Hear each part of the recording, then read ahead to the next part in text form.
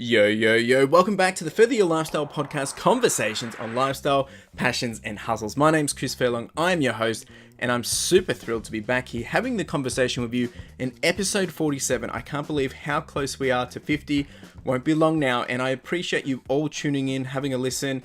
And if you didn't know, this year I'm trying to grow the podcast even bigger and better. And the best way that you can help with that is if you find that you've enjoyed an episode, or if there's an episode you believe will resonate with someone else, please go ahead and share it. And that would mean the world to me. So really do appreciate that in advance. Now today we're here to talk about money, wealth, and financial maturity. And these topics can be all so very overwhelming, and there's a lot of information overload. There's so many hype trains trying to sell, I guess, the next best idea. And there's a saturation in the news and in the media and just everywhere you look of how you can potentially get rich and quick.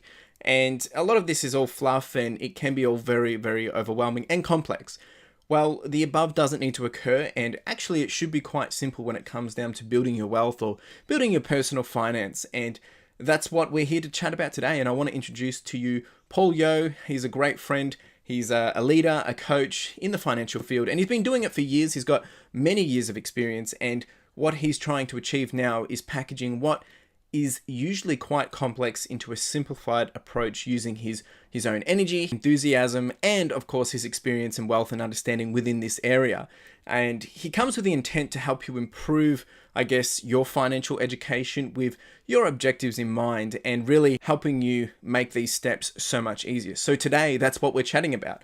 We chat about getting to know Paul and his journey and what he's done to date and who he is and how you can get in touch with him. But also we touch on the simple things you can do to make your wealth creation steps that so much easier. And I just want to be very clear that this episode is not advice. We're not here to give advice, and this episode is not here to say this is what you should do.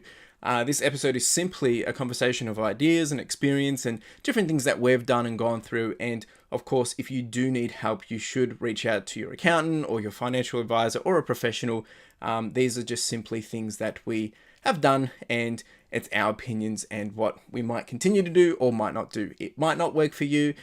So please do not take this as pure advice, but more into consideration. All right, let's just jump straight into it. Welcome, Paul, to the Further Your Lifestyle podcast. How you doing today, mate? Yeah, doing well. We're 11 days into 2022. That's feels it, man. like feels like February already. It's a bit of both. Like, I can't believe, 2021 was done and dusted so quick, and here we are in 2022, and already jumping into the new year. And it's always that hype at this time of the year. Everyone wants to set the new goals, get in place, and get all these new habits and, I guess, New Year's resolutions in place. But especially for someone of yourself in the financial space, you'll probably hear a lot of people around wanting to save more this year or new financial goals. So it must be a bit of an exciting time for you at this time of the year. It is. It's really good to open up conversations. It is a conversation starter, really. So yeah. No, I totally agree. I love to I guess build off the momentum of the start of any year, because it's a bit cliche, New Year's resolutions and all this hype, and everyone's like, oh, I'm going to lose weight, and then 10 days later they've stopped doing it. But I like to ride that momentum, because you don't need a new year to be able to have that momentum. But I feel like a lot of people just like that clean slate or that fresh start mentality, because it enables us to I guess hit the ground running, and you can kind of leave the past in the past, when really we can just apply this any day or any month. But it's all psychological, I guess. It's 100% mindset. I mean, there are things that I knew I wanted to change certain habits of mine, and we were in November, sort of start of December. And, we're close to the finish line. I could easily just went and say, hey, we'll wait till the New Year's. Yeah. So guess what? I'll just eat all the junk food I want now, because, come midnight, when we say Happy New Year, guess what? All the effects of the junk food's gone, right?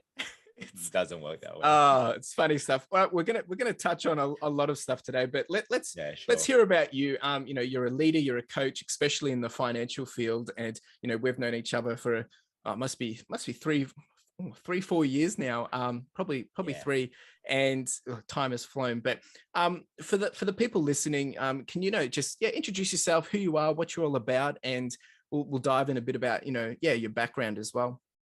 Yeah, for sure. So for me, really, I went into financial planning, right? So I'm no longer a financial planner now. I've left that and now working in the coaching space as a financial mentor. So the difference here is I don't give advice, but rather I provide education. And a lot of education is around the strategies on how to build wealth, or how to protect that wealth even. And in terms of sort of the deeper work that I do is really working on the mindsets that we all bring on the table. Yeah. Because we all grow up differently, don't we? We have different things happen to us. And, from the age of really 1 to 7 is when you're really getting embedded almost subconsciously. You're a sponge, right? Yeah. And you're learning a lot of things, probably from your parents, from other people, from leaders, auntie, uncles, whatever it is, whoever's around you. And you might pick things up that you carry along for the rest of your life. Yeah. And this, I call this forms your blueprint in life, really. Very true. And for a lot of people, myself included, you too, we are walking around and we're doing things unconsciously. Yeah. So it's bringing that unconscious to the conscious, and it's the same with money, because money is an emotional subject. So a lot of events that does happen does get embedded emotionally, and we have even physiological responses to it. And how do we then reverse some of these, especially those that are not serving us? Yeah. So that's the deeper work that I do with my clients. A little bit about my background here. Okay, how I started in the world of finance. I was actually a graduate of applied science, exercise and nutrition. Right, so it's completely different. Did a whole 180. But really, I did it because I followed what mom said. Right, mom said, "Look, Paul, I want you to get a degree, and once you get a degree, you can do whatever you want." Yeah. So for me, it's like, yeah, all right, I'll just pick that one, right? So I can start doing whatever I want quicker. And what I found was there was really no jobs, and that's what I was looking for. That old saying, like study hard, go to school, study hard, get a degree, get a job. Because I picked that one, and then I realized, well, actually, the jobs that I want requires me to go into honors, requires me to go into postgraduate. And I go, do I want to work in this field? And the answer is no, not really. I actually enjoy interacting with people. Yeah. So my sister went into business straight up. Okay. And she was 4 years younger than me, right? And then she got into the big four accounting firms, and went through that process. And I go, well, if she could do it, I certainly can do it. I did science, right? Like, it's way harder. That's what I was thinking at the time. So I went in, and her major was finance, financial planning, and something else, right? So I go, okay, I'll just follow in her footstep, of my little sister. The first subject I sat down and I really got into was retirement income streams. Yeah. Okay. And normally, like, I'm the kid that sits towards the back and all. I was sitting right in front, like, just salivating with what the lecturer's gonna say next. I learned so much, and it's something like, retirement's coming. Yeah. For everyone, but being in my 20s, by then, so hitting towards mid-20s, I realized, like, wow, this is so interesting. Why don't I learn about this now when I'm younger? Yeah.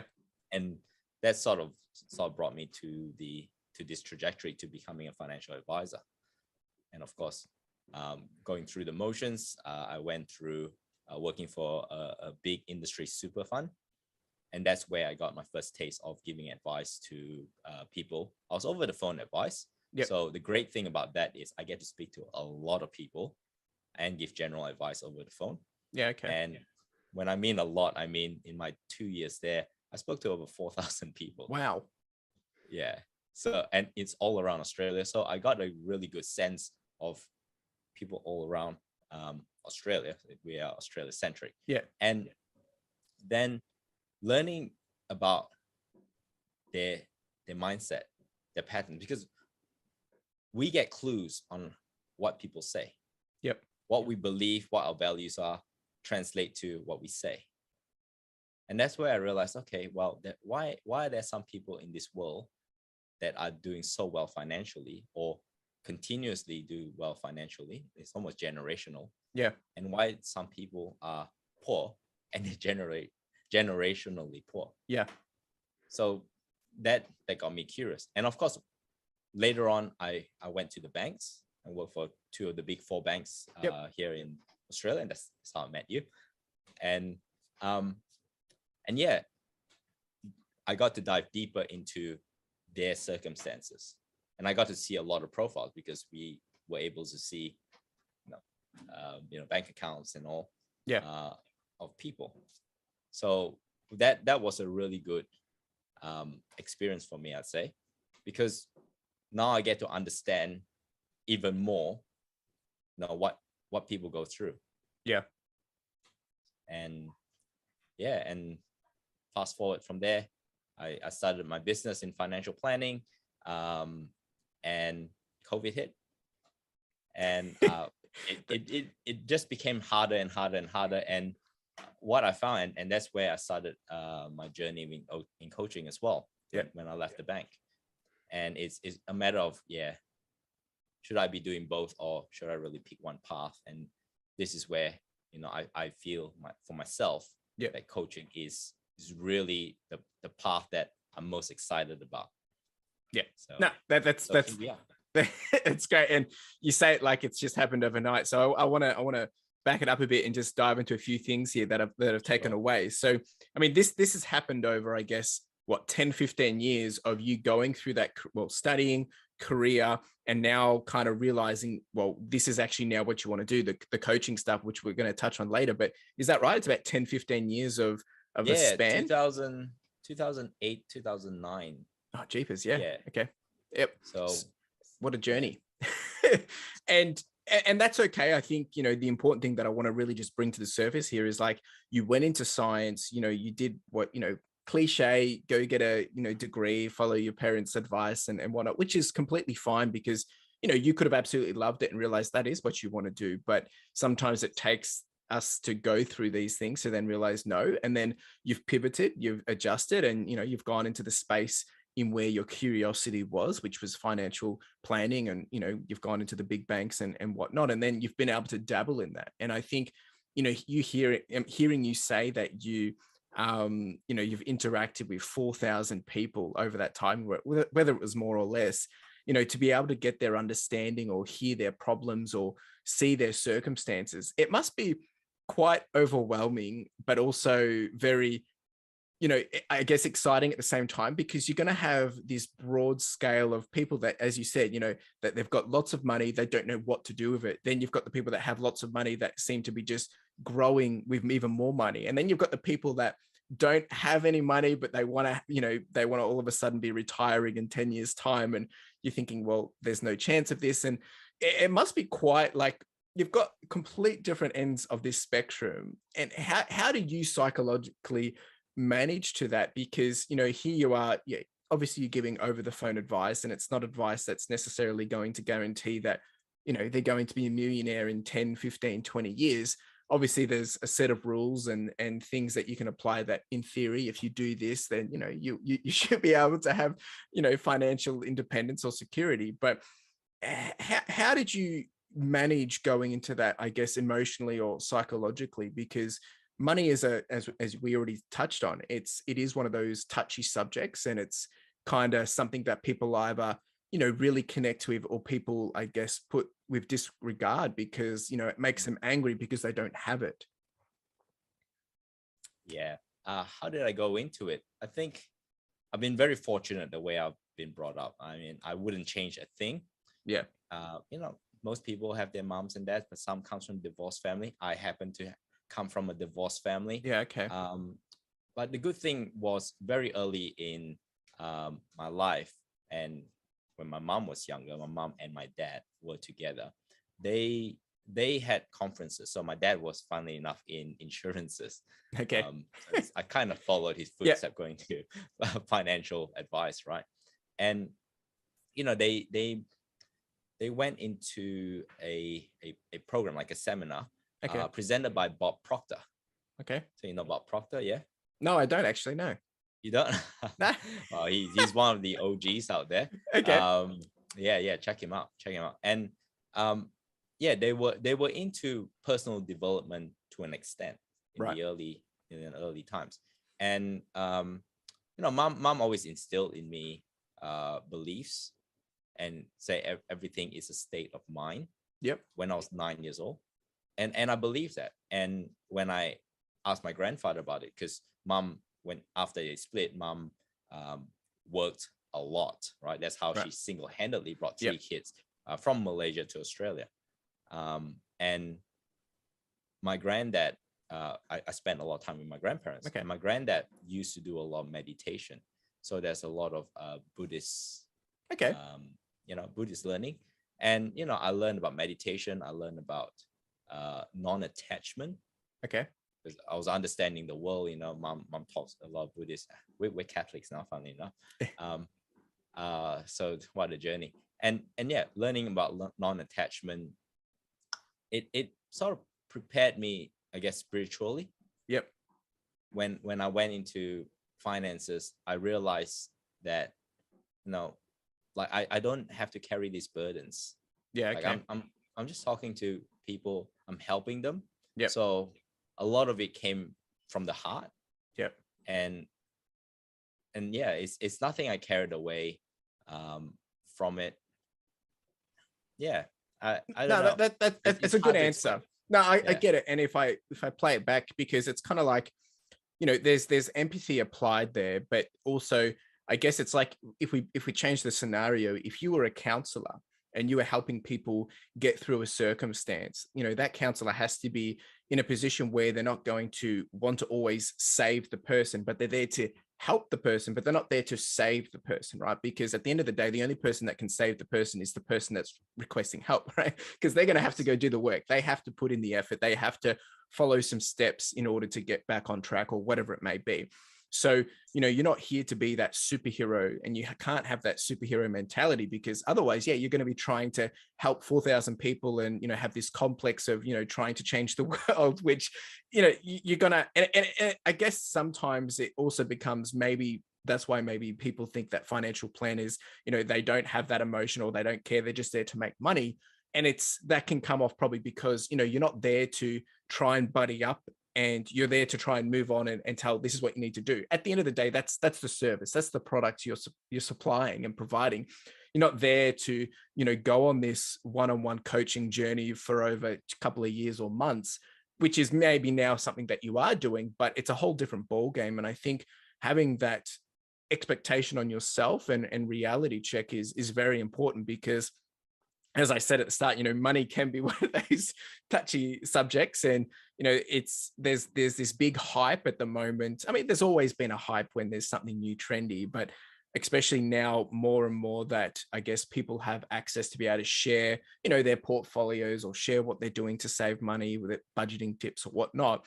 Everyone else wants to get into it, and they all expect that, oh, if I do this, I'm going to be able to have this money, and it's a get rich quick scheme or something like that. But I think one thing people don't realize is that a lot of it comes with time. And coming back to where we talked about, what you've done in your journey, your education, and getting to what you're doing now, that all comes back to time. Whether we're talking about money or we're talking about skills or experience, everything we do comes back to time. And I think until people grasp that, whether it's about life or money, being able to deal with loads amount of money or achieving a lot of money, I think it's going to be hard to understand, right? Would that be correct? It really does come down to this time factor of understanding. Yes, to an extent, because in order for a person to change, so here's the thing: change. A lot of people believe that change happens over time. Yep. But really, change happens based on a decision. Yeah. We change correct. when we decide to change. Correct. It's coming to that point of decision that takes time.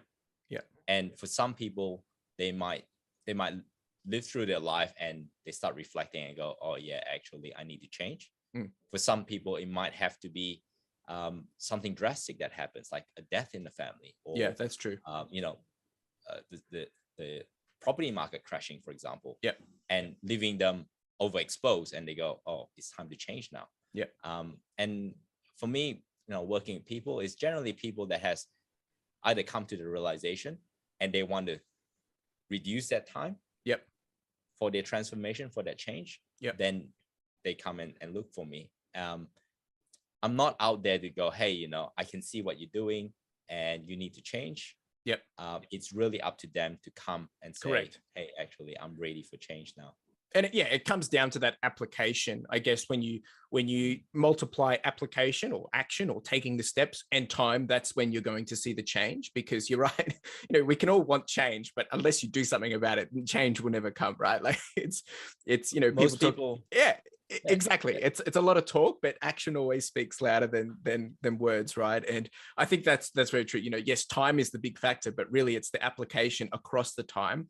Because it's, for me, as a runner, when you first start running, it's going to take me a good long period of time, 20 weeks, maybe 30 weeks, 40 weeks to get to a position where I could run a distance comfortably, right? I can't just do that overnight. And it's building up the strength, the consistency, the ability of stamina and endurance. And it's the same with money. It's like, okay, maybe you're investing $100 a month over time, you're getting into this healthy habit, and then you're able to start to apply more because maybe you've been able to save more, or, more income stream, and it's applying it over time with a healthy habit. So I want to dive into this more, which is around the whole, and we've kind of alluded to around the spectrums of, how you've got people that have, I guess, little to no understanding of finances. And then you've got the people that kind of want to dive into, this world of, get rich quick. And, there's so much hype and so much to left and right wings of this at the moment. And I guess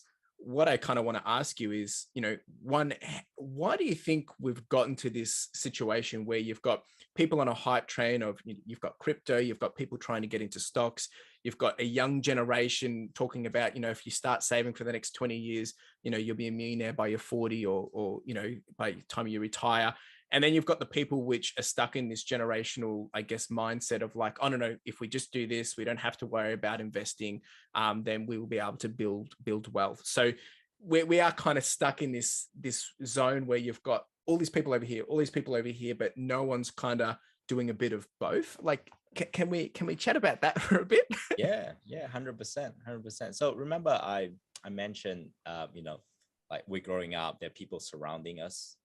It's really the people who we are surrounded by, either by choice or, well, it's always a choice, right? By choice, consciously or unconsciously. Yeah.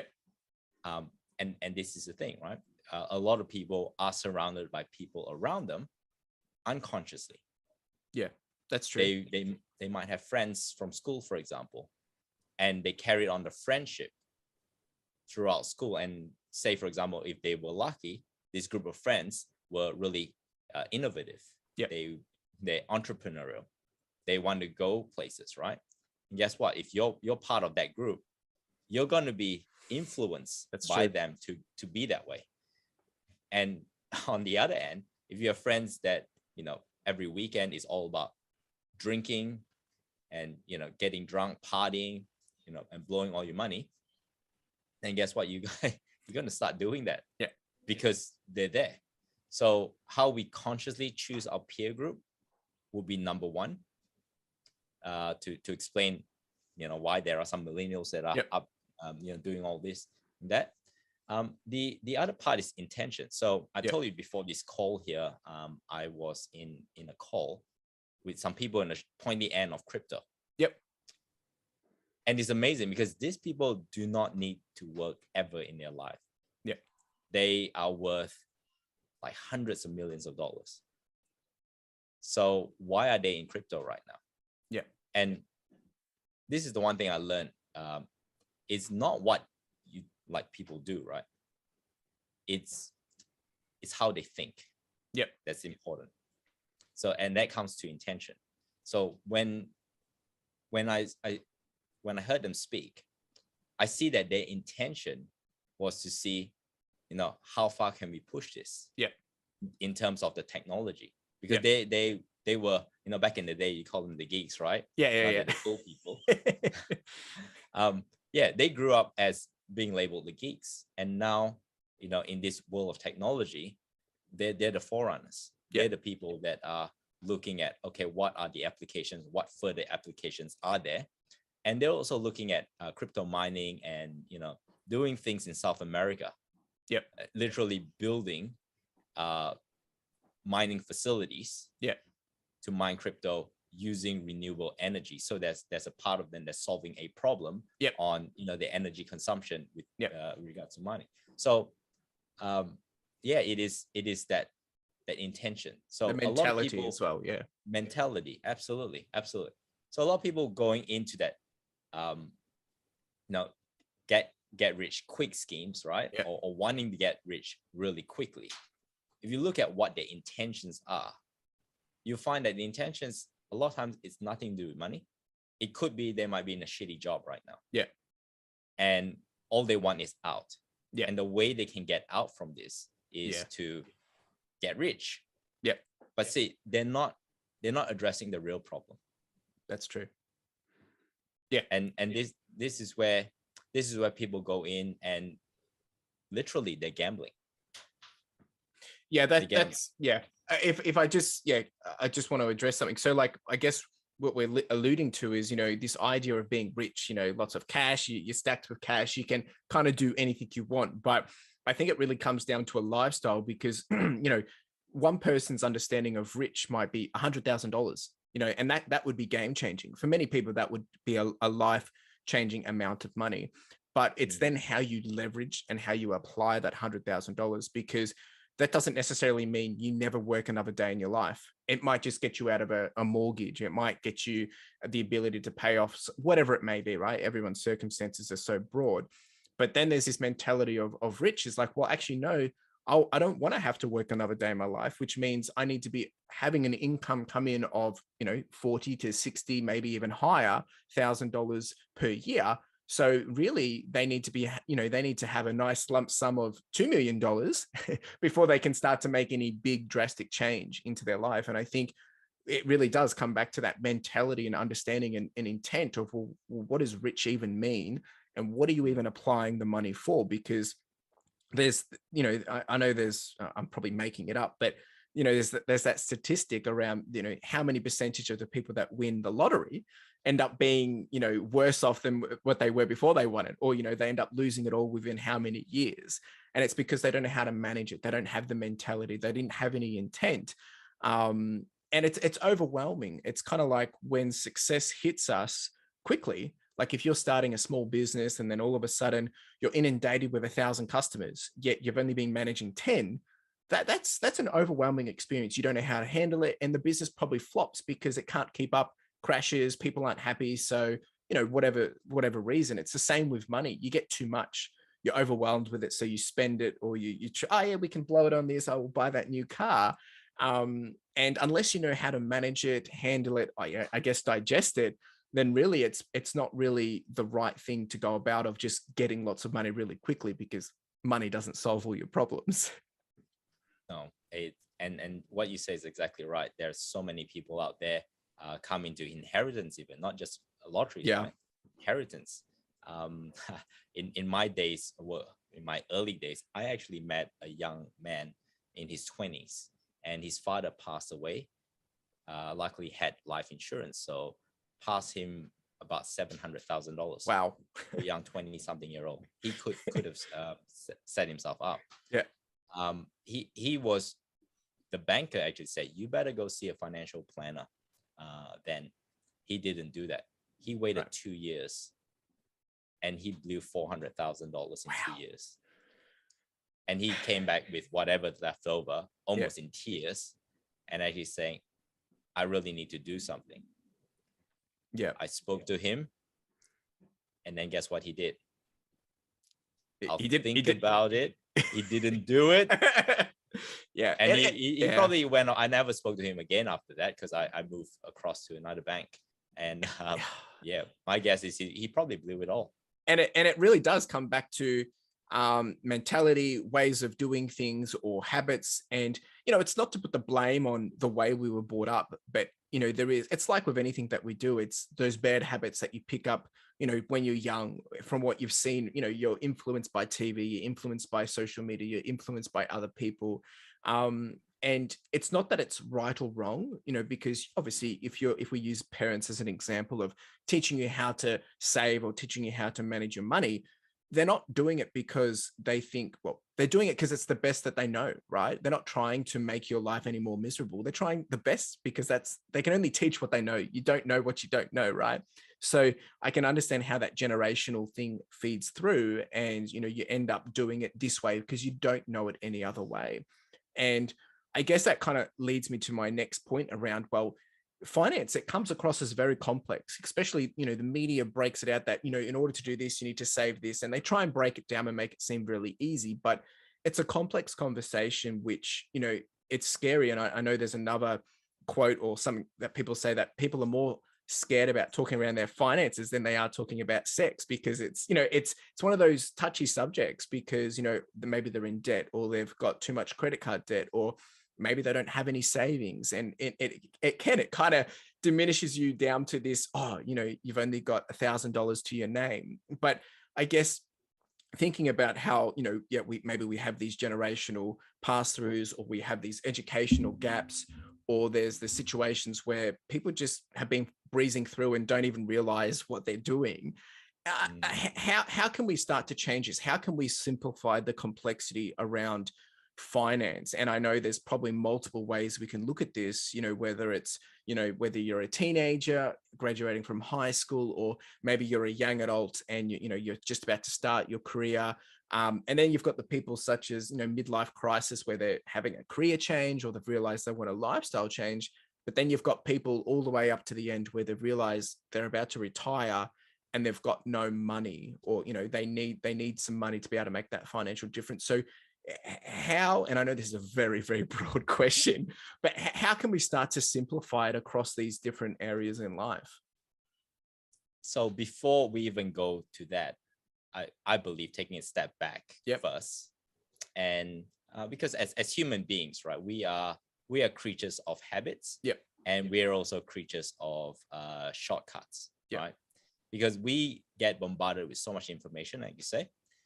The thing is, we can only take in a very small portion of information at one time. So because of that, we will take shortcuts.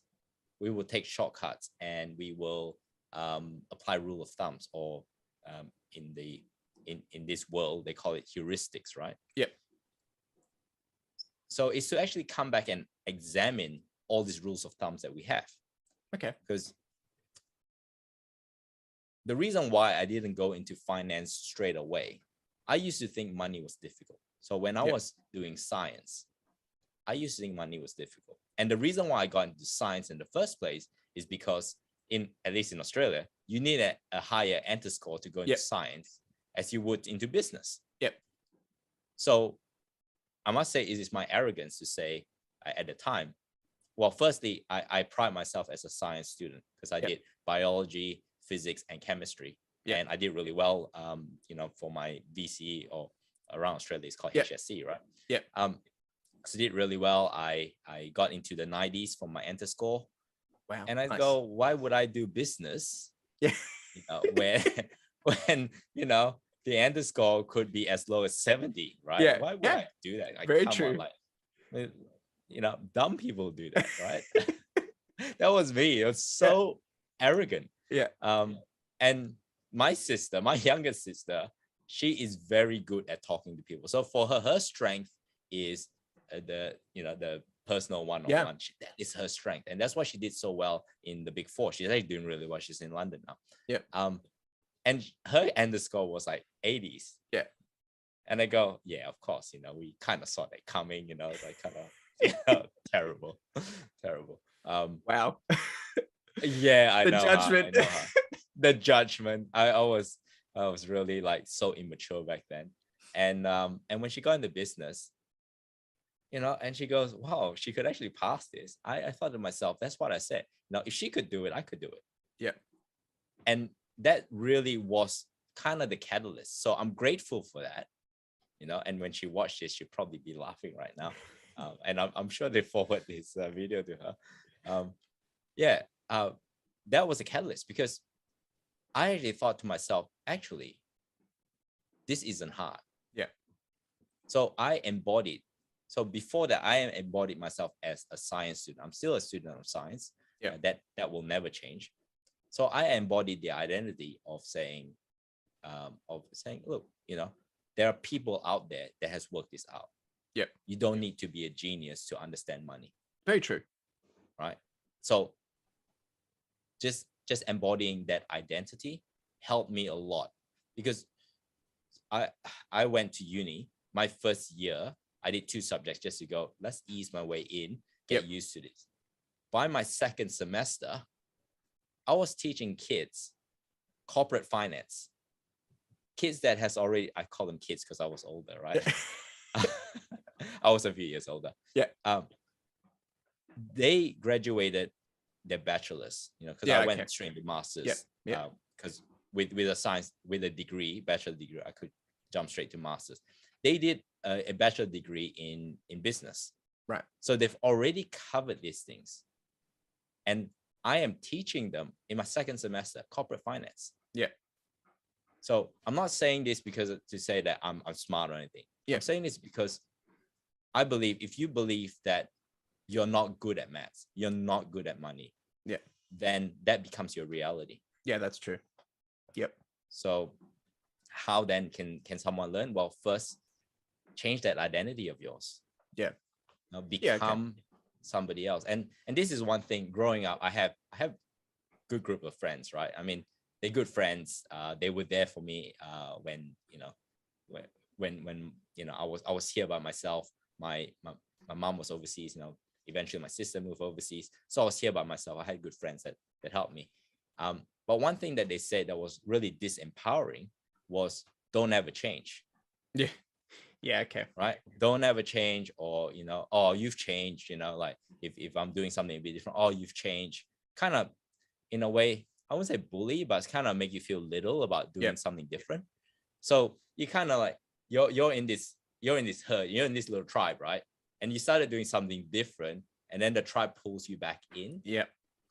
So that's why I say, like, who you spend time with. And it's that peer pressure mentality. And it's not that you're doing anything wrong, but you're doing something of difference to that group. And because what they know is what they feel is right, or the better way to do it, when you're starting to, be an outlier, it makes them uncomfortable because maybe they want the best for you, or they think, oh no, that can't work. And obviously there's a lot of this kind of mentality with everything that's happening in the world with the pandemic as well. But I can totally understand that with a financial situation as well, because as we've been brought up in a certain way, or who you surround you, people's, mentality around getting a loan or taking a mortgage, a lot of people look at it as something negative, when you can actually use it as something as a positive to leverage your way to do more, or, access to different opportunities. But how you've been, brought up around that perspective will change the way you execute. It's the same with the share portfolios, or same with crypto now these days, or getting into the world of NFTs, which is a whole new ball game. And it's scary because it's new, it's different, we don't know much about it. So therefore, because we don't know, therefore it must be hands off. Maybe we shouldn't be touching on it because, you don't know what you don't know. So it's like, okay, well, we won't. But if you educate yourself, if you take the steps to, get practical with it, well, then you can be open up to this world. And it's so funny how we're so, I guess, so we're such dictators to ourselves and saying, nah, this must be right. But, we're not willing to invest 50 hours on researching into a topic, because if you spent 50 hours, you'd be changing your perspective of that, whatever that context is. Let's say if it was around crypto and NFTs, spend 50 hours learning it. All of a sudden, it's going to be a game changer potentially for your understanding and how you go apply yourself into the financial world. Whereas not spending that 50 hours and just sticking to your guns and being, whether it's arrogance or pride or trusting what you think is the best way, nothing will change. right? Because you're not letting anything new into it, right? It's like even having conversations like this. If you're not willing to have a conversation, to learn, to hear something out, not even if it's around financial, things in the world, but just anything, you can never be open to change. You can never be open to having something fresh or a fresh perspective. It's a bit sad that usually it does, that you said earlier, that it takes someone dying, or it takes a big event, or in this case, a pandemic, for people to realize that they want to take a change, right? I mean, that's what forced me to start this podcast in the first place, was realizing, we're in the middle of a pandemic, working from home, working 50-hour weeks. And it's like, there has to be more to this, right? I'd rather do something for myself. And, which, I'm totally so grateful that I was able to get that perspective from that, situation. But that in itself takes self-awareness. It takes guts. It takes, I actually have to still take the action to do it, step away from a job and take action. So really, really from what I'm taking is, it's like, well, it really does come down to an individual, regardless of what they've been educated or how they've been brought up. If they want something, they need to be willing to learn, educate, take action, and be open to getting uncomfortable before they can get into a new comfort zone. Yeah, 100%. And it sounds simple, but it's not. Conceptually it is simple. Yeah. And really the steps are simple, because it's those baby steps. It's those little habits or micro habits that we're building toward it. Correct. Isn't it? Yeah. Correct. One thing I do want to add, because really sort of the underlying thing. Yeah. Now you talk about taking a chance for yourself, like in your bio, taking a chance on yourself. Really a lot of people in this world, and this is has been my observation like throughout the years, right? Yeah. Because apart from working in advice, I also worked in the call center before that. Yeah. Okay. Taking inbound calls, whereas the advice part is outbound calls. So I did both. And before that, I also worked in the casino. Oh, okay. Once upon a time. So I've done a lot of different things, and I've seen a lot of different people, and somehow customer service has always come back to me. I see a lot of people's drivers are fear. Yeah. And if you look at the media, fear is all driven by fear. Yep. And that's because True. Fear sells, right? That's why media plays it. And the things, we get conditioned with fears, and whenever we make a decision, even if you say those people who want to make money fast, underlyingly, if you really broke it down, their intention is driven by some sort of fear. And in the wise words of Tony Robbins, like, anything that you do because of fear is never the right decision. And that's what I started to realize. And when you mentioned before about that self-awareness, it's great to actually come back and reflect on your behaviors, right? As in, like, your spending behaviors, or maybe your budgeting or saving behaviors, or your investing behaviors, buying behaviors. Then ask yourself, am I doing this because of fear? Say, for example, marker pens. I use that as an example because I bought marker pens when they went half price. Okay. Don't even need marker pens, right? But they were half price. Why? Because you say the fear of, because tomorrow is going to go up again to full price. So that was a scarcity mentality that I had. That I realized, okay, well, and the thing is, how you think about things such as this could also be the same patterns when you think about bigger things. So these are small things and bigger things, and then that could drive bigger behaviors. It's like, it's kind of like, like how the butterfly, effect as well. It might have big ripple effects other side around the world. It's the same with your life. It's like how something so small, which you think is harmless, like, you buying markers because, you're worried that they'll be full price the next day.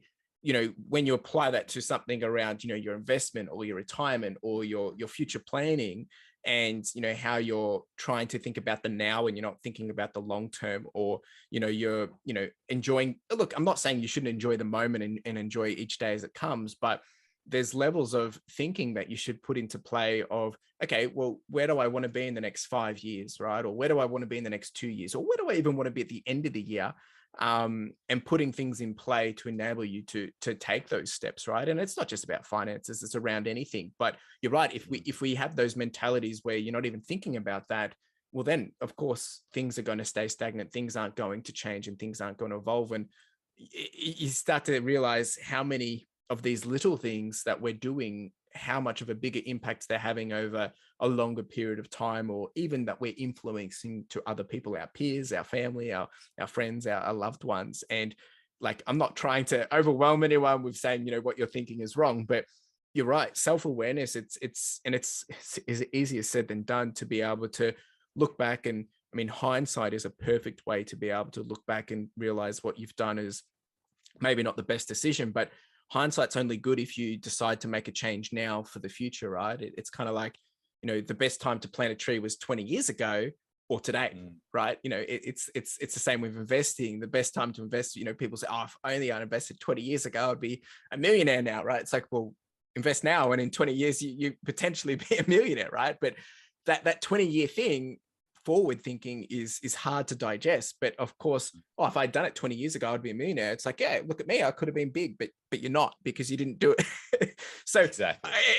but I think so. That's why hindsight's really great, only if you leverage it, because it's beautiful, because you can think, oh yeah, all the possibilities. But imagine if we actually took the action on those things, on that hindsight understanding or self-awareness, and how much we could be of a better individual. I know it's so cliche, but it's so true. It's so true. It's so true. And this is another mistake that a lot of people do as well, when they reflect back on the past. And I've actually seen that in action. Reflect back in the past, and they start beating themselves up. Yeah. They start saying, oh, I'm so stupid, and this and that. And guess what? That's that affirmation that, I'm stupid. Yeah. I'm what you're speaking over to yourself. And you're right, because, and it's not to say that, if you just start saying you're a millionaire, you're going to be a millionaire tomorrow. But if you're not putting yourself into a position where you're uplifting, that you're working towards and being positive, well, then of course you're going to be putting all this energy into these places, and that's all you're going to see. It's the same mentality around when you go out and buy a car, and maybe it's a red Subaru. After you've purchased the car, you see that red Subaru everywhere, and you're thinking, has everyone all of a sudden just started buying the same car? No, it was always there, but now because it's more evident to you, you see it more evidently. And it's the same thinking around negative and positive thinking, right? If you're always, the negative Nancy, or whatever, if you want to be one of those people, then that's all you're going to see. And I guess that's what you'll conjure around your life. Whereas if you're the opposite, I'm not saying bad things won't happen, but you'll see more positive things. You'll be able to reach for more positive things, and you'll have a positive influence to others and be influenced by other positive things. It's just, it's so simple on paper. It really is. Yeah. And even if bad things does happen to you at the time, it might not be a good feeling. You might curse at the time, but you could actually turn that around and say, well, what a gift that was. Yeah. And you can work through it. You can have a different perspective. You can, I guess, handle it differently or better than you would have potentially if you were in that negative state of mind. Because, not everything is the end of the world. There's problems that are out of our control. And then there's problems that we did of our own, because we made a decision. And then there's problems which, once again, they're completely out of our control, and you trying to change them and trying to control them, it's a waste of energy. It's like, okay, how do I work around it? How do I continue on the path that I'm going towards with that I just have to get around as an obstacle? And I think if we all just use obstacles as the excuses and stop and thinking, oh no, I can't do it, it's not capable, well, then you can't come and say that, nothing's going to work, because if you're not trying, well, of course, nothing's going to work. I get very passionate about this. That's like when it comes down to goals and action, people tell me can't do anything. And it's like, well, what have you done today that's gotten you closer to your goals? Oh, nothing. It's like, well, you can't complain then. Yeah, you can complain, but the only thing that's stopping you is yourself. And not trying to be harsh for people, but that's the reality that it is.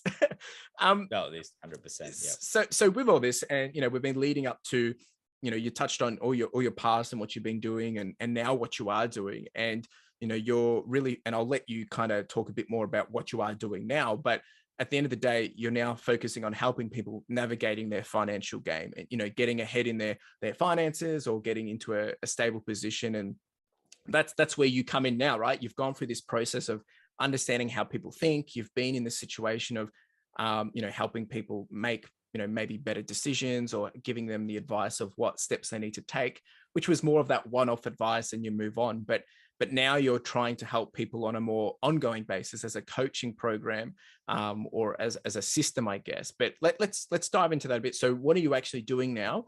And then at a high level, maybe you can explain some of the tips or some of the benefits by doing it this way, how that can help people. Yeah, for sure. So before I go there, I want to share with you the reason why I left financial planning. Yep. And one of the biggest challenges I found is, yes, you can give them one-off advice, and you can give them ongoing advice. Yeah. The problem with the ongoing advice, like structure of this, and it's probably because it was a structure that was that we carried from the banks across Yep. to the new business, right? Was seeing a client once, maybe twice a year for a review. And in between, there's kind of maybe some communications here and there, but Yep. nothing big. The thing is, in order to, and this is when I went into personal development, and if I compare myself 2 years, 3 years ago, like I was a different man than Yep. I am today. And I know that tomorrow I'm going to be a different man again. And I will constantly be changing who I am and who I want to be. And for my clients that I saw over the years, sometimes there's no change at all. And it's kind of, for me, I want them to be in the journey with me. Yep. I don't want to be the one going up. Yep. And then they staying the same, because Yep. we're not addressing really what the key issues are. Yeah. And as a financial advisor, that's not really your role anyway. Yeah.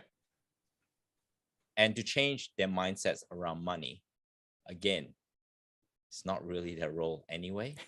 I mean, it can be. Yeah. This is the thing. And I can see the transformation in the industry for some of the leaders in financial planning to actually start taking note of what coaches do. Yeah. And start changing client mindsets. The thing with that sort of work is, the work is not, I'll see you once a year. It's like saying, hey, I'll just mow my lawns once, yep. and I'm sweet for the rest of the year, right? Yeah. It doesn't work that way. You got to do the trimming, you got to do the maintenance. Yeah. Yeah. You got to be in front of them. You got to be in front of them, because once we call them breakthroughs, right? They break through a certain barrier that they have, a limiting belief, a limiting decisions that they have. Then it is time now for them to upgrade to the next level, to the next level, to the next level. And it's an ongoing process. So with my decision to come across to coaching is really to help my clients be that. Because even, I'll tell you right now, like even when I first started, I have a coach. In fact, I have several coaches now. Yeah. But when I started, I had a business coach. And that coach of mine sits, if I were a financial planner and he was a client of mine, he would sit in the private client, right? Okay. As in private banking client. They're people who are worth, minimum 2 mil net worth. Okay. That's where he would sit. And the strategies, he would be a sophisticated investor, or considered a sophisticated investor, and can tap into investments that not day-to-day people can tap into. Okay. So that's the strata. Coming in, I didn't see myself as that. I saw myself as somebody who is, working class, middle class. Yeah. Because that's what I've been brought up with. And as I go along the journey and being in masterminds through his program and his mentoring, I started to see myself in a very different light, to the point now I'm seeing myself as, why can't I be that, private banking client? So that elevation of thought and identity of myself has gone up. And that's what I want for my clients. Yeah. I want every single client that I work with to achieve what they want to achieve. And ultimately, most people want, what they really want is financial freedom. Yeah. And it's not really because of the finances, it's because that gives them choice, like true freedom and choice to do whatever they are really passionate about. And I know that when they reach to that point, and that's what I always thought, I've got a financial freedom strategy. I'll come in, invest my money, get it to a point, you say, $50,000, $60,000 a year, and I'm sweet. I can now, watch Netflix every day. The truth is, it doesn't happen that way. The truth is, when people actually get to that point where they're financially free, then they will see what is the next thing. How can I serve more? Because inherently as human beings, that's what we want to do. We want to help other human beings. Yeah. And that's right. You evolve and you change and your priorities change. And what you know now, based on, if you are earning $60,000, $100,000 a year, and now all of a sudden, if you're worth 10x that, your whole perspective changes on everything. The opportunities are different. And I'm not here to say that that's better than anyone else's life, but it's with any circumstance. It's like if you're living in a small apartment or if you're living in a house with a backyard, your opportunity changes. You can get a dog, you can grow your veggies, everything changes. And I think for people to think that all of a sudden that when you get there, you won't want to work again, or you won't want this, you won't have to, but you're right. We, as humans, we always want to be doing something more. We always wanting to be chasing, or we want to be sharing or serving. That's just who we are. 100%. And this is what I want to take my clients through into that journey, for them to get into that point of financial freedom. And once they have that financial freedom, for them to discover, and they would probably discover before even hitting financial freedom, they will probably discover their purpose. As to, why am I placed here on earth? And ultimately, a lot of us are asking that question. But some of us aren't, because we're being brainwashed by the media, brainwashed by governments, brainwashed by saying you have to retire at 65. Yeah. And that was what, remember when I was at uni, retirement income streams. That was age 65. It's and now it's only getting higher and higher, right? It's like, but it's that mentality that's, I guess, really pushed into our mindsets from a young age, and it's pretty consistent across the globe, I guess, but in different areas you'll learn different things and how it's represented and how it's presented. But in Australia it's literally like, it's like, the whole Dolomites, when from Combank when I growing up, and it teaches you to put this money in, but as soon as I turn 16 or 18, I'm getting a slip in the mail for, sign up for your first credit card, you can do all this, you can buy all that, and it's like, but like, unless someone's there to tell you, like, this is bad, or what does this actually mean, what's the consequences if you don't do this, and that mentality isn't it is a lot more spoken about now, I know that, but it's over 15, 20 years of that understanding.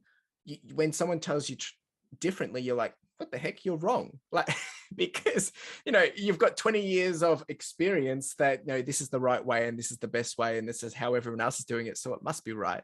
But it's no. So the coaching, I love that, how you've expressed that, you want people to come along for a journey with you and help elevate them. And you're right, because, I think people get this, I guess, this bitter taste towards people. If they're giving you advice, yet they're not growing, but you're getting better, they'll be thinking, what's this guy doing? He's just taking all my money. But once again, that's not your fault. If they're not applying themselves, or if they're not doing the work. And you're right, having that coaching one-on-one, it kind of it makes them feel like you've got more skin in the game as well. But not that it's about having skin in the game, but you're on a journey together. It feels like we're on a drive together, where we're doing this together, and there's a bit more, I guess, love and integrity there, which I think, if anyone's trying to, change, whether it's financially or anything, having a coach and someone there to keep you honest, or a mentor, it's always going to keep you, more aggressive in terms of achieving your goals, because that accountability, we don't like showing up empty-handed and saying, I haven't done it, because of that disappointment, not to them, but to yourself. So I think that accountability factor would be a huge piece to play at this as well. Well, yeah. And the thing about accountability is the accountability is to themselves. So, yeah. and I admit here, I'm selective in who I work with. Yeah. Because there are really two types of people when it comes to this space. There are people who want to change, and there are people who want to change. Yeah. I'm looking for those who want to change. Yeah, yeah. No, I totally agree. And it really does come down to the individual that is willing. It comes down to that willingness, right? Because you're right, there's people that want to change and want to change, but unless you're willing to do the work, because you're not providing the change, you're providing the steps, you're providing the support, the framework, the structure, whatever it may be. But, all you're doing is showing up, putting your hand up and saying, I'm here to help. Whereas you're not doing any of the work. You're giving the support, the approach. But if they're not putting in the steps, if they're not trimming their lawns, it's going to get out of hand, and then you're going to have to pay the big bucks to get it fixed, or clean up a mess, or do a lot of hard work to clean up your back lawns, right? Because it hasn't been mowed or it hasn't been managed. And it's such a simple principle, and it kind of comes back to Atomic Habits, the book from James Clear, right? Putting in small things on a regular basis to ensure that you're going to get there, right? Or doing 1% better every day gets you to like 38% better by the end of the year. Point is, if you're doing that small progression over a long period of time, little bites at a time, you're going to get there a lot quicker, and it's going to compound a lot quicker. And I'm not just talking financially, I'm talking in general. And that's really what your intent is to enable people to do from your coaching perspective, correct? Yeah, 100%. I believe that everyone out here right now, look, if you're living in Australia, especially, definitely if you're living in the US, financial freedom is 5 to 7 years away, 10 years to be conservative. Okay. So within 10 years, anyone can be financially free. Wow. That is the truth. That is the hard truth. The reason why a lot of people don't get there is sometimes they're not willing to give up certain things. Yeah, that's true. Certain beliefs. So they'll stay stuck there longer. And look, it's ultimately decisions that they want to make. Yeah. And what's the name of your coaching program? Like what is it? If people wanted to find out more, what's it called, or where can they go to see it? Yeah, so they can certainly connect with me directly on Facebook. I have a YouTube channel, a little bit quiet crickets. I'm going to put more content there, of course. My focus has primarily been on Facebook. So you can look me up. Paul Yeo is my name. Your Wealth Game Plan is my business name. Okay. So you can look me up there. And all this is in the show notes for anyone that's listening. Can go click on the links and check it out. But I wanted to make sure people hear it from you, so they can, if they are driving or whatnot, they can hear it and look it up a bit later. Now before we do finish up, I do want to just dive into some random rapid questions.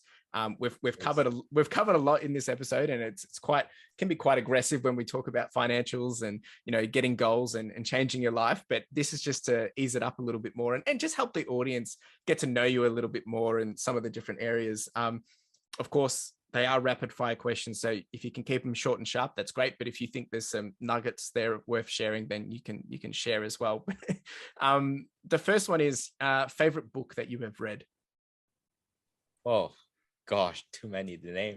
But yeah, actually, the latest book I actually finished was James Clear's Atomic Habits. You just mentioned that. Yeah. I am using that to build a productivity system for myself, for my business, which eventually I'm going to share with everyone. It's such a good book, and it's so simple. And a lot of these things are, and it kind of comes back to, when you are, I guess you come into more understanding about something that you didn't know, and how it can be something so simple, how it can be such a big game changer for your life because you just didn't know it. And you think, how did you not know it? Right? Like it's so simple, but it's the perspective or being taught or being educated in a new way. It's a great book. It really is. I recommend it to anyone. It's so good. The next one is, and look, there's probably heaps of these, but the biggest lesson that you have learned, or maybe the first one that comes to mind. Biggest lesson is and I never used to think or never truly understand this, is to surrender and let go. And I'm talking about your ego, my ego. Yeah. I'm talking about my ego. And the thing is, you will notice when something triggers you, that's your ego talking. And to question that, some people just say, no, that's not it, and just walk away from it. But to question it, okay, for what purpose was that said? Is that a reflection of me? And how is that a reflection of me? And what do I need to change because of that? Yeah. And that's hard. That's real. Like that's like entering into the self-awareness, but you have to really swallow pride to do that. And I, like, when you said that, I'm thinking about the last time that I was triggered by something, and I'm thinking, oh crap, yeah, that's ego. But to go through that process, it's not it's not easy at all. I'm just playing it through my head of how could I have done that differently. And it's like, it's cringeworthy, because you really have to, eat some humble pie, and whether you said something wrong to someone else, or you said no to something because you just reacted too quickly. But that's some really good thank you for sharing that. You will know it, because it's a physiological response. You could get a headache, you could cry, yep, you could get that sick feeling in the pit of your guts. It's a real feeling. Yeah. And that's when hey, something to address here. Yeah. Wow. That's powerful stuff. Favorite hobbies outside of coaching and finance? Cycling. Yeah. It's got to be cycling. You've been writing a lot of, I saw you at the start of the year, was it? Or was it the end of the year? You did like a 90K. It was the end of last year, wasn't it? I think you did a 90K ride. Yeah. Yep. I did 189 once. And maybe it was that one. Maybe it was that one. There was one that you yeah. did just recently, which was an out and back. I remember you telling me about it, which is just incredible. That's good stuff. Anything else aside from the cycling that you like to dabble in? I love my kids. Yeah, of course. Just raising kids. Raising kids is a hobby in its own, because you never get paid for it. No, that's great. That's great. Favorite TV show? Oh, the latest one that I really enjoyed and binge all 5 hours at once, at 2 times YouTube speed, of course. So it's Undercover Billionaire. Oh, okay. Particularly with Grant Cardone, because okay, yep, yeah. Because there's a number different of, they've got different millionaires or billionaires doing it, right? Okay. I haven't seen the Grant Cardone. I've seen a few snippets of different ones, but no, that's interesting, and it's a great way to learn. It changes mindsets and gets a sneak peek of how they think and what they would do and why they did it. And you got it. It's how they think. It's not what they do. A lot of people out there, and that's why they say, I'll invest in crypto, I'll invest in stocks. Yeah. Right. It's because they say, what are they doing? Yeah. It's like, no, you miss the point there. It's how they think, what identity or who they need to be. So sorry, I'm going to digress here really quickly. Yeah, this is good. You mentioned before, people who win the lottery and all that, and the reason why they do not hold on to their money, or even some people might be really, and I know people out there like that. They're really, really good at bringing money in. Yeah. And earn $300,000, $400,000, $500,000, only to spend it all. Yeah. It's because they haven't adopted an identity of who they need to be. Yeah. To handle that sort of money. Yeah. And that comes with that, the ego part. Yeah. Dealing with that, surrendering, and then upskilling, learning. Yeah. It is. It's one of those things, and the best way I can play it back is when you're overwhelmed with something, whether maybe a video goes viral and, all of a sudden you've got 100,000 people commenting on a video, or the other way to look at it would be, if you had a small business and you're used to getting 5 orders and then all of a sudden you get 500, it's overwhelming and you don't know how to handle it. And then it's stressful, right? And it's like with money, but except it has this other little way of playing, is like, you get the money, you think, there's loads of it, it can do all this, and it gives you so much more pleasure. So it's like the opposite to stress, but then it's worse because it just disappears even quicker, right? And then you get yourself in a sticky situation. So it really is, it's like sinking sand in some sense, right? Because it looks all good, but it just well, some people actually feel dirty after that. Yeah. Oh yeah, yeah, 100%. I can Yeah. understand that. It's like, or like if you win something and other people in the room didn't, you think, oh well, why do I deserve this? Or you don't even appreciate, or you don't even understand or take ownership of it. When of course, well, you won it. They're fair and square, right? It's like you're entitled to it. And the reason behind that, the biggest reason behind that, is because they themselves have judgment of people with money. Yeah. They have negative judgment. And a really good question to ask is, how is complaining, how is judging others, or even judging yourself, how is that playing out in your life? Yeah. Because I know so many people, even some people in some of my circles, they would see something and, like, for example, more recently, Djokovic, right? Yeah. Yep. To Australian Open. Like, some people hate his guts. Yeah. But the thing is, do you know the guy? Yeah. Why are you triggered by, a 9-time Australian Open champion, Yeah. and feeling good about him not being able to enter the country? Yeah. It's like, hang on a second. It's like, put some compassion rather than judgment, Yeah. because that judgment is coming out somewhere else. Yeah. And that judgment is, successful people, they might have cheated their way up here. Yeah.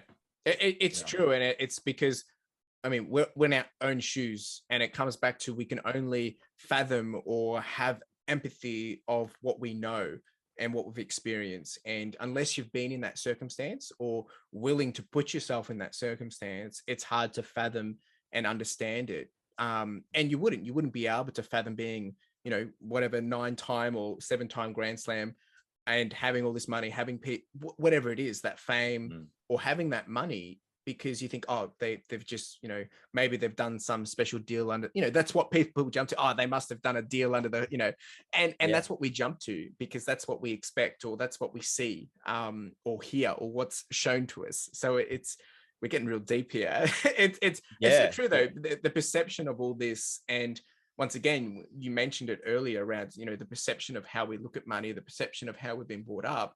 But when you apply that to different things subconsciously or unconsciously, we don't realize what it's actually doing and playing about to the rest of our lives, or, to other people, and just how we interact. Yeah. And I would say to this, like, as long as you're holding on to that sort of belief about things like that, guess what? Whenever you win the lottery, you will feel dirty, because suddenly you are seen to be successful. And success equals being a cheat, being, under the table deals. Yeah. I'm not that person. Yeah. But does it have to be that way? Yeah, So that's true. And it's that cliche statement. We define what success is, right? And usually we don't like literally write it out, but it's ingrained in us mentally or psychologically. And, it's what's the pressure that's been put onto us, or whatever, some weird way we've interpreted it as. And you're right. You get $1 million, you think, oh, $1 million is successful. But if you won it, you're going to think, oh, I'm a cheat because I didn't earn it. So wow, it gets messy really quickly. But I can understand why, as I said before, it's a very complex conversation, because it's messy, and it can come across as dirty only because of the perception that we have of ourselves or of other people. We're going to continue on, otherwise we'll get stuck on this for a long time. If you could have coffee with anyone, whether it's the past or present, who and why? First person that really comes to my mind right now, because I'm a Catholic, and that might trigger some people out there, is Jesus. Okay, that's good. Yeah. And why? Oh, and why? Sorry. Yeah. And why is because he was, if you follow the life, or even look, if you see it as a non-religious, and you see his life, no, he was the one that challenged authority at the time, and he was the one that had compassion for those in the margins, like your prostitutes, and your Samaritans, and all of that, right? So he is seen to be the person that included everyone. And I think in this world, we like, and even loving his enemies, right? Yeah. And in this world, you can see we're more and more right now segregating. Yeah. We have, vaxxers and anti-vaxxers. And in fact, I know a lot of people who, through science feel uncomfortable with the vaccine, but they're labeled anti-vaxxers. Yeah. So it's kind of creating a divide between, and even the US, all the Trump and the non-Trump supporters. Yeah. It's so true. It is. And look, it wasn't what I expected. I mean, I didn't know what to expect, but it's a really good answer. And I think it opens people's eyes, not because it was an unexpected answer, but it's so true, right? And what that brings of why you want to speak to him is because there'd be so much wisdom there of how to handling things. And you're right. I mean, the only way to really put it is in this day and age, there's just so much chaos in one way or another. And, I recently read the book 12 Rules of Life by Jordan Peterson. Yeah. And great book. Yeah. It's so good. And it's very deep and, it's not something that you can just, digest really quickly, but there's a lot of perspective and understanding in there to help you see things differently. And you're right. I think Jesus would be able to, well, I mean, yeah, he's the knower of all, right? So of course he would be able to ease our minds and give us that fresh perspective. But it would be good to hear it in a modern day world, right? Because of, not to say that there wasn't chaos then, there was chaos. Nothing's new under the sun, right? But it just helps bring this fresh perspective. And of course, if anyone is listening, and whether you are a Christian or Catholic or yes or no, and whether you attend church or not, but trying to understand that in this kind of world, it's very hard, because it's something which isn't easily presented in a way which people look upon as right, because people think, oh, people are judging, people are coming across the wrong way, and it gets quite messy really, really quickly. But I think it's a really good answer, and I would encourage people, if people haven't heard the story, go look at it in your own accord and look at it with your own open mind, because there's a lot to be learned there. It's a good answer. The last one I have for you before we wrap up is, and of course I have to ask this because we're doing a financial one, is if you win $10,000 today, what would you do with it? I would invest it. Okay. Any more detail on that? This is not advice. So this is what Paul would 100% not advice. 100% not advice. Well, if I can find a way to leverage it, I will leverage the hell out of it. Yep. Right. So my 10,000 can essentially be, I don't know, 30, 40, 50,000, maybe more. Because the key to building wealth, and look, for those who want to build wealth quick, is OPM and OPT, other people's money and other people's time. Yeah, you want to leverage what you have. So the 10,000's got to work for me as if it's working like 50,000.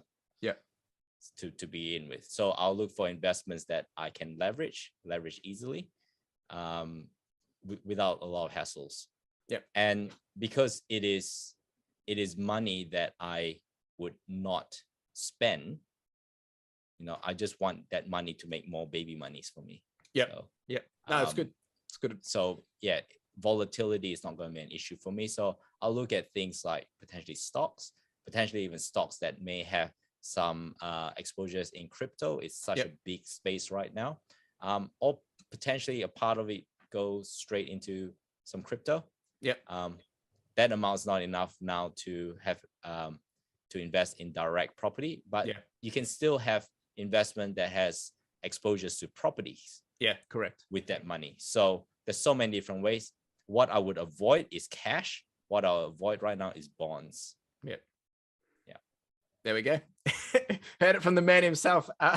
Look, Paul, it's been a great session, and like we've talked about a lot. We've gone from financial, we've even spoken about Jesus, and we've gone into some real deep stuff in this conversation. And it's really good, and I think it really sums up the type of person that you are, and that's what I love about you. And I know we originally met as you were my financial planner originally, and you still are, and help me with that. But we've become more friends and I guess colleagues in some sense. And that's what I love about you, is because you've looked beyond just, trying to make money out of me or trying to do a service, but, building that friendship and companionship. So I really do appreciate you coming onto the podcast.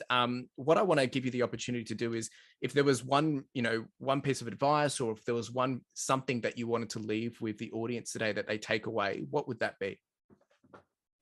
So at the beginning, you mentioned about being 2022. Yep. New Year's resolution, all of that. Whilst it is an important focus to know where you want to be heading, at least for the next 12 months, at the very least, have a 12-month goal. Focus more on who do you want to become in 12 months, so that come this time next year, you can look back 12 months and say, yeah, I was that person, and now this is the new improved me. It's great.